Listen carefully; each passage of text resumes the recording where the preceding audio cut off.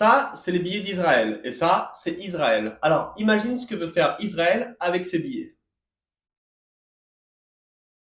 Ils veulent les brûler, ils veulent les faire disparaître. À partir du 1er août, tu pourras plus utiliser tes billets si tu veux faire des dépenses au-dessus de 4 300 $ entre particuliers ou au-dessus de 1 700 $ si c'est avec un business. Disons que tu veux acheter le dernier iPhone avec un iPad. Là, tu pourras plus utiliser du cash. Il va falloir que tu fasses un transfert bancaire ou que tu payes avec une carte. Bon, c'est pour lutter contre le crime organisé, l'évasion fiscale, etc. Évidemment, toi et moi, on en sait plus que ça. De 1, l'utilisation des cartes bleues, ça amène un peu plus de frais pour la banque, donc plus de profit. De 2, dans de nombreux pays, style la Russie, le Nigeria et bien d'autres, être en opposition avec le gouvernement, tu peux très rapidement te retrouver avec tes comptes gelés, et donc être à la rue en un claquement de doigts. De 3, et c'est très subtil, aujourd'hui, s'il garde le montant fixe à 1 700 $, dans quelques années, avec l'inflation, le montant sera objectivement de plus en plus faible. Par exemple, aux États-Unis, depuis les années 70, t'as plus le droit de retirer au-dessus de 10 000 $ sans avoir une raison bien précise. Sauf que 10 000 $ dans les années 70, c'est 80 000 $ aujourd'hui. Donc en gros, plus t'as d'inflation, moins t'es libre. Sauf que l'inflation est